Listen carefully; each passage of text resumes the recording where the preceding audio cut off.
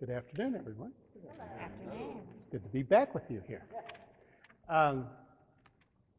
Janice already sort of set the tone in a sense because she said maybe you would talk about your own experience, so I thought I would say start there, as good as anywhere. I do have a little bit of an unusual story in that as I was having lunch today with some of your parishioners, I was talking about the fact that why I had some affinity with John Wesley, who I mentioned in my sermon this morning. And the reason is because I am a post-theological training convert to Christianity. And I say that, I don't say that with any pride or any satisfaction. I had excellent teachers at Yale Divinity School, where I was, and certainly had the benefit of a good theological education. But I think probably what you need to understand is that I grew up in Texas, here, North Texas, and I became an Episcopalian at Annunciation Parish. And as a matter of fact, Annunciation Louisville just had their 45th anniversary as a congregation, and I was there, and their 50th anniversary, and I was there at their 45th anniversary to preach because my mother and I were one of the 15 people who were at their very first service. So I could actually tell them, I was a mere child then too. Actually, I was about 12, and I got a chance to tell them about the very beginning of the congregation, of which they had no history whatsoever. So I told them about the first service and those sorts of things. So to make a long story short, and I'll try to make it short, I fell in love with the Episcopal Church. I'd never been in any church except the Baptist church when I visited my grandmother upon occasions. And so going into the Episcopal Church, all this business of liturgy and standing up and kneeling down and all this is strange to me, but I just kind of liked it. I went in and I remember it was an Easter Sunday. The first Sunday of the church was an Easter Sunday. They had an archdeacon. You have to remember it. These are all foreign terms to me. Archdeacon, priest wearing vestments. Come forward for a blessing if you'd like to have it. You know, and I've never heard this language. And yet, strangely enough, when we got in the car, my mother said, well, how did you like it? And I said, well, this was different. And she said, well, would you like to go back? And I said to her, you mean they do this every week? And she said, yeah. So I was the first acolyte in the parish, and I fell in love with the Episcopal Church and its liturgy and its life. Became first acolyte of the parish, first lay reader in the congregation. Then I went off to college to North Texas State and University of North Texas, and decided to go into ordained ministry when I graduated. In those days, they'd let you do that. So I graduated from college, and I headed off to seminary with the support of the bishop from the Diocese of Dallas. And what I would say is that when I went to seminary, I would describe myself, if you say, well, were you a believer? I would say, I believed in the Lord of the church. Jesus was in the creeds. I certainly would have affirmed him as the creedal, all the Trinitarian doctrinal things I would have affirmed him as, and simply from that perspective. But I will say that many of my professors in the late 60s, I can't judge them particularly, but I will say they were, I would say they're mostly skeptical people.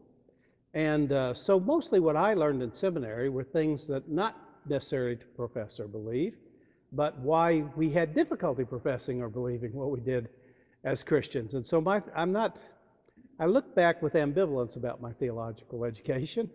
And in any case, I still felt called to be ordained. And if you spend 3 years in addition to college, 3 years of your life getting a graduate degree, and you now could be ordained, and I kept thinking, well, maybe if I get ordained, this will get better. And it actually didn't. And I was an assistant in the congregation for a couple of years, and then I went off to be very young, too young really, to become a rector of the first church that I was rector of. And what happened to me was, here I was armed with sort of Tillichian theology of the era that I was in. I go into this congregation, and the congregation I took over was an inner city parish that had been badly divided by my predecessor. It was largely a blue-collar parish, and remember, this is 72, 73, so back in the early 70s. They hired the previous rector because he was an ex-Marine. And they were all blue-collar folks, and they wanted to have to have a Marine would be a great thing. Only they then discovered, to their horror, that he was opposed to the Vietnam War, was outspoken about it, and suddenly the parish was divided. At a turbulent vestry meeting, he demanded a vote of confidence. He didn't get it. It was like a 6-5 vote. He pulled out his letter of resignation, which he'd already written, slammed it on the table, walked out. None of them had ever never saw him again. So when I went there to be the new rector of the congregation, the bishop said, he said, my opinion as the bishop, you need a priest with at least 15 years of experience, but you can't afford a priest with 15 years experience, so we'll give you Kevin. And he said, we think he has some potential, love him, help him along, and he'll come along, he'll be all right. Well, what do you think the odds of a church that smarting, you know? And the search committee told me they'd healed this breach between them. Well, the search committee had, but they forgot to tell anybody in the congregation how they had managed to accomplish that. So the first visits I made to the congregation, half the people would be saying, how could that man have been a priest of the church? And the other half were saying, that poor man was crucified by this congregation. And so I found myself in the middle of all of this. Now, you have, 1972, remember bell-bottom pants, long sideburns. Imagine me with black hair, long side. So I managed, in about 6 months' time, to pull the whole congregation together. Extraordinary, really. They all hated me. They thought the last guy was bad, but this guy is just terrible. And so I had a very difficult time there. And it made life miserable. And so the ministry began to become, for me, just something that made my life miserable. And so I'd begun the process of thinking about how to lead a ministry and maybe go out and find some other occupation I might like to do. And I was pretty discouraged, pretty depressed, not making much headway in this parish. And the parish, by the way, was built to seat about 500 people. They built a church building in the mid-60s to build it. And then the rector left, not the previous one, but another one, left, and they never filled this church. In fact, within a couple of years, they were half the size they were. So when I arrived, about 70 to 80 people would sit in this church building that was built for 500 people, and we would all come together to be mutually depressed together. So this was not exactly the greatest setting for me. And so what happened, to make, again, the long story short, is I met an Episcopal priest who loved the Lord, was joyful, stunned me, surprised me, introduced me to a small pastors group. I'd never been in a group of pastors who prayed together, studied the Bible together. And after several months of being in this group, I began, the way I would have described it is, I was like a kid with his nose to the candy store. I now realize there's something out there that I've been missing, some personal relationship, something with God, something with Christ, that I knew was there, but I didn't feel that I had access to it. I felt like, well, this is even more frustrating. And so I went to talk to the friend of mine, and he handed me a book, which was actually written by a Pentecostal clergyman. And I grew up in Texas. I knew what Pentecostals were like, rolling in the aisles, filming all sorts of strange people. But because I respected my friend, I said, well, I will read this. And so, ironically enough, being a Yale graduate, what I did is I started page 1 with a notebook here, and I started an ongoing commentary, theological critique of this pastor's words until I got about halfway through the book, when he said, with his ministry and his parish collapsing around him, that finally he'd come to a moment in his life when he realized that the problem he had in his life wasn't the church or the parishioners, but the fact that the ministry had always been something that he saw as his ministry. And one day God convicted him to say, that's the problem. You're the problem, because it's not your ministry, it's my ministry. And so he admitted that to God that that was the case, confessed it, and opened his life up to God in a new way, in a new direction. Well, I'm making these notes here, and suddenly I put down my pen, and I realized I thought about it, and realized that in some ways, while my life was very different from this pastor in the book, that in fact, that's where I had sort of come. All my training and ministry had led me to this moment where I was having this miserable time, and finally figured out that probably what I needed to do was find some way, I didn't know what I would have said at that moment, but simply to somehow surrender my life to Christ. And I still remember late one Saturday night, I knelt down in the darkness of the living room of the old rectory we lived in. And I tried all the prayers I could think of as an Episcopalian, Theist, Thouist, Almightiest, Goddess, who inhabitest, Eternityist. You know, I tried all of that. But I really couldn't get a prayer going. And sat there, I was kneeling down. I finally just sat down on the floor and sort of thought about it. And I came to an honest moment. It was really a difficult moment for me.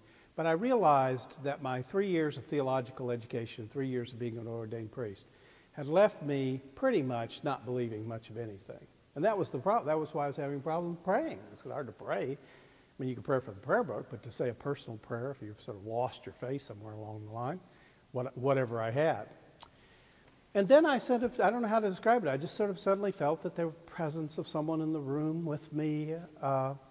And I had over by the fireplace, we had a little statue of St. Francis. And you remember, I went to Yale Divinity School, so I said to myself, you know, if this statue falls over, if it says anything, I'm just going to check myself into the mental hospital because I'm obviously not doing well. And I heard a sort of voice that said, it's not the statue, it's the prayer. And I sort of knew what that meant. So I got back up on my knees and I started to say over and over again the first line of the prayer of St. Francis, Lord, make me an instrument of your peace. Lord, make me an instrument of your peace. Lord, make me an instrument of your peace. I said it over and over again. And I don't know how long it was, but finally, I just felt suddenly as though someone just put their hand on my shoulders. I felt this radiant warmth, and I felt accepted and loved in a way that I'd never felt it before. And I bore the first fruits of a new life. I cried for 2 hours. Half of the tears were for how lonely I felt as a priest and how just absolutely alienated I felt from the people that I was serving. And the other were tears of joy that for the first time in my life I felt unconditionally loved and accepted by God, by Christ. And so I decided that night as I got up finally after a long time of prayer, I had my sermon prepared for the next day on the mantelpiece. I took it down, I put it in the fireplace, I burned it. And I said, I never want to talk theologically about God now. I now know that I am loved by God, and that's the one thing that I want everybody on the face of the planet Earth to know of God's love. You'd think those people hated me before that. That was a bad. So a couple weeks later, when I tried to explain to people what was going on, one of the vestry members waited around till after the service was over, and he came up to me and he said, you know, Martin, he said, it's bad enough that we brought you here to revitalize this church, at which you have absolutely failed. But he said, I suppose we're going to have to listen to this Jesus junk for the rest of the time that you're here. And I couldn't understand why he was so angry or bitter about it because, I mean, I'd found something that was genuinely different in my life and had changed me. And so while I've had lots of ups and downs as a clergyman, I've been a priest for 40 years. I had a crisis. I left that parish in turmoil for my own life. But go back to that moment to say, at that moment I experienced the unconditional love of Christ. And so that was really my sort of movement moment. And I remember I said I was a child of the church. I love the Episcopal Church. And it's funny that in a way that experience kind of put me at odds over the years with the Episcopal Church because I've met plenty of clergy over the years, and some get mad at me for even talking about this. And certainly I'm not implying that everyone should have the same experience that I. No, not at all. In fact, let me make this very clear. I agree with C.S. Lewis. I wouldn't even say, I would